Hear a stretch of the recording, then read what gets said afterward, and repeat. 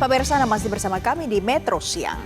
Dalam rangka memperingati Hari Pendidikan Nasional Hardiknas, kami akan ajak Anda mencari tahu bagaimana caranya mendapatkan beasiswa pendidikan ke luar negeri dan apa saja yang perlu dipersiapkan agar lolos seleksi.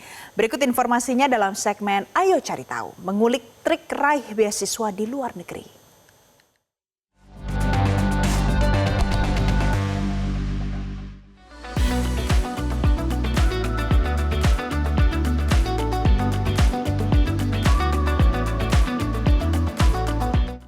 Hai pemirsa Metro Siang, siapa nih dari Anda yang pengen banget untuk belajar di luar negeri, tapi mungkin ada kendala soal biaya dan sedang cari beasiswa? Nah, pas banget karena Ayo Cari Tahu hari ini kita akan ngobrol dengan salah satu penerima beasiswa luar negeri yang sekarang sudah kembali nih ke Indonesia untuk kerja lagi di sini. Dan kebetulan narsum saya hari ini juga salah satu jurnalis Metro TV. Ada Kak Ayu Yunia. Hai Kak Ayu, apa kabar? Ada apa nih? Kita kayak lagi grebek Kak Ayu yang biasanya Kak Ayu nih jurnalis Metro TV. Mungkin kalau yang tahu dulu di depan layar, sekarang udah di balik layar. Sekarang lebih banyak memproduksi berita aja dari kantor. Jadi ini balik lagi ke depan layar, tapi kali ini jadi narasumber. Betul.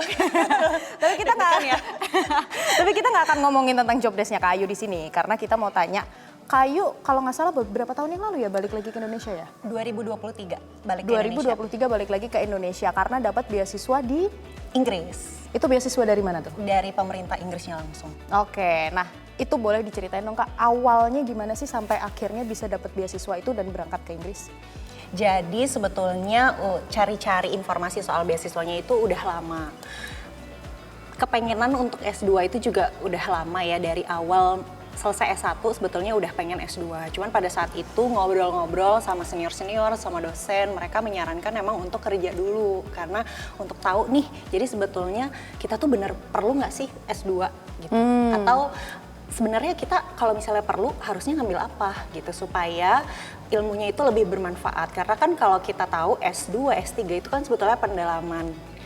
Jadi akan lebih baik kalau misalnya apa yang kita ambil di S2 itu memang menunjang S1 kita atau menunjang apa yang sedang kita lakukan. Jadi dari situ mulai sebetulnya agak bingung ya awalnya ya, ini mau ngambil apa, that's why salah satunya ngambil jurnalis juga karena kan pada saat itu pemikirannya nanti bakal nyobain macam-macam nih, belajar ekonomi, sosial, hukum gitu-gitu dan lain-lain. Baru akhirnya keinginan untuk benar-benar daftar itu baru 3 tahun sebelum berangkat. Jadi mulai 2022 itu berangkat, berarti 3 tahun sebelumnya itu berarti 2019. Oh ya. Lama ya? Pencarian jati dirinya lama ya. Dari lulus S1 itu tahun 2015 tuh baru sekitar 7 tahun kemudian baru bisa berangkat. Gitu, jadi dari sana baru cari-cari kira-kira di mana aja nih beasiswanya dan seraknya di Inggris. Jadi akhirnya baru daftar. 3 kali coba gagal, di percobaan ketiga baru akhirnya dapet. Berarti 2019 itu posisinya Kak Ayu sudah mulai apply sampai di 2022 ya? Sampai baru dapat di 2022. Kenapa memilih Inggris? Apakah karena beasiswanya atau karena Inggrisnya nih? Dan di universitas mana sih?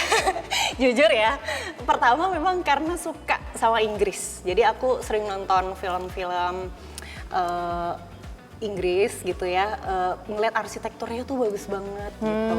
Nah terus memang belakangan beberapa tahun sebelum akhirnya ngambil S2 itu banyak baca-baca buku, referensi, jurnal gitu tentang komunikasi politik. Dan itu kebanyakan yang nulis itu emang dosen-dosen di Inggris. Nah itu dari awal memang udah ngincar universitas itu atau akhirnya seiring berjalannya waktu nih baru ketemu soulmate-nya di situ? Iya. Risetnya tuh sebetulnya lama ya, karena risetnya itu kalau teman-teman yang nanti mau misalnya beasiswa itu sebetulnya nggak sekedar pengen S2, pengen di luar negeri gitu, enggak. Jadi apalagi untuk beasiswa, mereka kan ya seperti kayak kita aja, kita kan pasti mau mengeluarkan sesuatu itu kan for a reason ya, sama seperti pemberi beasiswa itu gitu. Jadi mereka biasanya akan benar-benar mencari orang yang benar-benar punya alasan dalam tanda kutip kenapa dia harus melanjutkan itu dan kenapa mereka harus memberikan beasiswa itu kepada orang tersebut gitu. Jadi risetnya sebetulnya awal itu lebih ke penentuan jurusannya dulu. Jadi sebetulnya pada saat itu berpikir kayaknya sukanya di ini deh, di di apa namanya di sektor ini gitu. Tapi itu tuh apa ya nama jurusannya itu aja tuh butuh waktu untuk riset gitu. Karena nama jurusan Karena di luar nama- dan di Indonesia beda ya? Betul, dan juga untuk di Inggris, karena Inggris itu kan S2-nya cuma 1 tahun, jadi mereka very specific. Satu nama jurusan di satu kampus itu bisa berbeda di kampus yang lain. Atau misalnya namanya sama di kampus, 2 kampus berbeda, tapi ternyata modulnya itu very different. Gitu, jadi awal riset dulu nih ke diri sendiri. Maunya apa sih gitu, apa yang jadi concern, apa sih keresahannya gitu, kenapa pengen belajar itu, kenapa harus di sana, kenapa harus di Inggris. Setelah itu riset ke nama jurusannya apa kalau di sana. Setelah dapet, misalnya komunikasi politik seperti aku harus cari lagi kampus di Inggris yang punya jurusan itu tuh mana aja. Terus aku harus lihat lagi modulnya, itu mana yang cocok sama apa yang mau aku pelajarin. Sampai aku harus cek juga kampus itu punya fasilitas apa, apakah dosen-dosennya memang sesuai dengan topik riset aku, terus juga bahkan sampai cost of living-nya berapa di sana. Nah, kalau ngomongin beasiswa, ini kan sebagian besar mereka strugglingnya tuh di cover letter, Yes. kemudian cari kampusnya itu sendiri. Kalau menurut Kak Ayu, yang paling sulit dalam apply beasiswa apa sih? Yang paling susah ya, sebetulnya menemukan diri sendiri. Oh, Ya, jadi setiap kita mau daftar beasiswa atau kita mau daftar kampus itu kan selalu ada namanya motivation letter. Nah, itu sebetulnya untuk beasiswa apapun setelah aku lihat-lihat cerita-cerita sama temanku yang punya beasiswa yang berbeda gitu untuk kuliah, itu sebetulnya poinnya sama. Jadi mereka ingin tahu apa sih motivasi kita, kenapa kita harus S2, kenapa emang nggak cukup kalau S1 gitu, kenapa harus di luar negeri gitu, kenapa harus di kampus itu. Dan kenapa harus pakai beasiswa ini? Itu semuanya ada kenapa, dan kenapa. Awalnya itu aku akan 3 kali coba. Cobaan pertama itu nggak lolos di esai. Percobaan kedua lolos esai, nggak lolos di interview. Yang ketiga baru lolos sampai akhirnya dapat beasiswa. Dan di sana aku belajar bahwa aku tuh nggak benar-benar kenal aku tuh maunya apa gitu. Jadi kadang banyak banget orang yang aku pun juga begitu, termasuk di antara banyak orang di luar sana yang udah pengen beasiswa aja, pengen S2 deh di luar negeri, kayaknya seru gitu. iya. Ya kan? Tapi ternyata nggak semudah itu.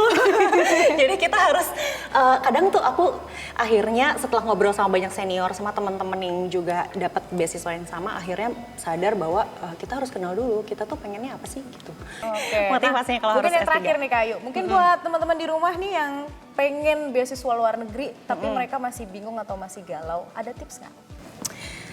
Balik lagi, satu, kenali diri sendiri dulu. Tujuannya apa sih S2? Benar-benar perlu S2 apa enggak? Dan apakah benar-benar harus ke luar negeri atau cukup di Indonesia aja? Nah, setelah itu yang kedua, yang penting juga adalah kalau kalian bisa punya peer, teman-teman yang seangkatan, teman-teman kantor atau teman-teman sepermainan yang memang bisa jadi support system, itu sangat penting. Karena aku banyak sekali dibantu sama penerima beasiswa tahun-tahun sebelumnya, sama suami aku juga, bahkan dia sangat membantu dalam proses bikin esai dan lain-lain. Terus juga teman-teman juga ada beberapa, ada 2 orang di kantor aku di sini yang juga pada saat itu juga sedang sama-sama cari beasiswa. Jadi kita benar-benar kayak punya pegangan nih, ayo kita bareng gitu. Karena itu juga kadang proses beasiswa itu kan panjang ya, kayak bisa setahun tuh kita nunggunya, hampir setahun. Nah itu kalau nggak ada support system itu kita akan lost track, ada malesnya, ada kayak aduh kayak ini. Belum lagi kalau misalnya harus kayak bangkit lagi, kira-kira gue daftar lagi apa enggak ya gitu. Nah itu Kalau pasti- gagal ya? Kalau gagal kan itu, kalau ada peer itu akan lebih banyak yang mengingatkan, lebih banyak yang mendoakan, kayak gitu. Dan yang terakhir berserah, karena kan tadi udah semuanya udah ya, Iya. prosesnya udah berserah. Karena aku percaya beasiswa itu rezeki. Kadang kita nggak ada yang tahu ya, itu kita setelah nyoba berapa kali baru dapet kah, atau kadang ada yang sekali langsung dapet, ada yang udah berkali-kali nggak tahu kapan dapetnya, akhirnya menyerah. Jadi aku sering bilang bahwa beasiswa itu adalah rezeki yang diupayakan. Bahkan ada saat dimana aku harus merayu Tuhan untuk kayak, udah 3 kali ya Tuhan gitu. Apakah ini memang rezeki aku atau enggak gitu. Jadi itu memang ada proses yang harus dijalani dengan usaha dan juga berserah sama Tuhan setelah kita mengupayakan apa yang bisa kita lakukan gitu. Berupaya dan berserah dan mengenal diri sendiri Iya, ya. Itu kayaknya betul. terkadang suka dilupakan sama teman-teman yang lagi cari beasiswa luar negeri, kebanyakan cuman fokus cari beasiswanya, cari kampusnya, Iya, tapi betul. lupa untuk mengenali diri sendiri. Nah, ini penting nih. Makasih banyak ya. Sama-sama. Ayu udah mau sharing sama kita. Kayak setelah ini saya mau semedi dulu, mau mencari tahu apa sih kepengenan diri saya, kayaknya Iya. mau ikut jejak Ayu ya. Beasiswa luar negeri di Inggris. Menarik. Kabar-kabarin ya nanti kalau ada yang Iya, bisa nanti kita bisa dibantu. bantu-bantu esai kan. Nah, Iya. gimana pemirsa, menarik kan? Jadi buat Anda yang pengen beasiswa luar negeri, tadi jangan lupa dicatat tuh tips-tips dari Kak Ayu. Semoga bisa rezekinya ya. Ya, amin. Oke, sampai jumpa. Terima kasih Kak Ayu. Sama-sama.